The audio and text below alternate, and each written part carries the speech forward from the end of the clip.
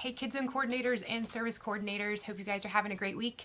Wanted to just take a minute and rewind a little bit and talk about a challenge that Pastor Joe had given us a couple of weeks ago, and just kind of going back to that to keep that in front of us as we move into this next month.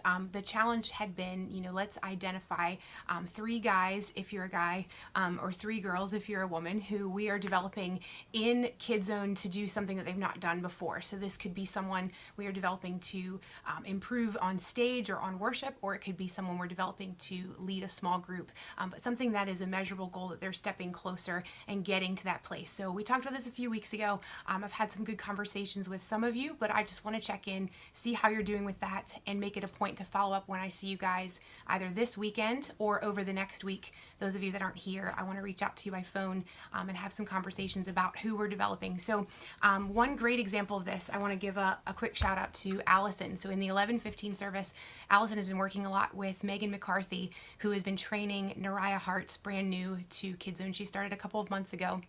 And Megan, this is kind of a newer opportunity for her to train someone as well. And Allison has really done an awesome job working with Megan to train Nariah. And Nariah's, for the first time, did most of the small group activity on her own last week, and we're thinking in another week or 2 weeks she's going to be ready to take the bull by the horns and lead her own small group. So Nariah is really feeling connected, really feeling fulfilled, and at the same time Megan is seeing like, wow, this is a new opportunity for her, and she's investing in someone else and doing something that she knows how to do really naturally and empowering someone else to lead. So well done, Allison. That is an awesome example of something that we want to be doing to develop someone, and we had a goal of by the end of April for Nariah to be leading, and she's right on schedule, which is great.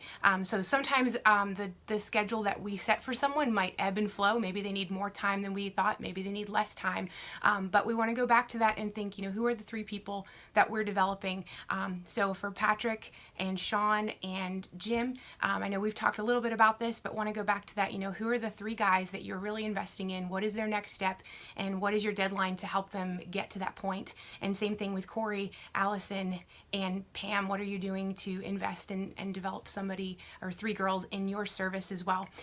Something that I think is an opportunity that we can tie into this challenge is, in just a couple of weeks, our pre-K kids, they're going to be fully out in Kids Zone, and they'll be part of the kindergarten small group, but they're brand new and essentially adding, some different energy to things in Kids Zone, and we'll be bringing them in officially at the end of May, but over the month of May, they're going to be visiting Kids Zone and testing things out. And at the same time, our 5th graders are moving out. So this is when things start to change in an environmental way. In Kids Zone, the atmosphere starts to change a little bit.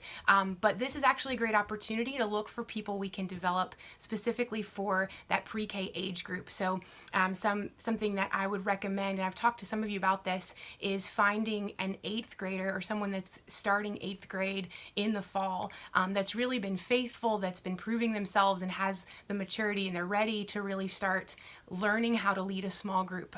So you may already have someone in mind when I say that, but this could be a great opportunity for them to really start training to lead a group, and potentially start working with that kindergarten group in the fall. So that's going to look different for everyone, but we'll talk about that more this weekend. Just want to remind you guys who are the 3 people you're developing in your service, and what's the plan for them. And if you haven't thought about someone for the pre-K kindergarten age group, this could be a great way to get someone new starting a development plan for them. So I will talk to you guys pretty soon about this some more, but thank you for all you do, and I hope you guys have an awesome day. All right, see ya.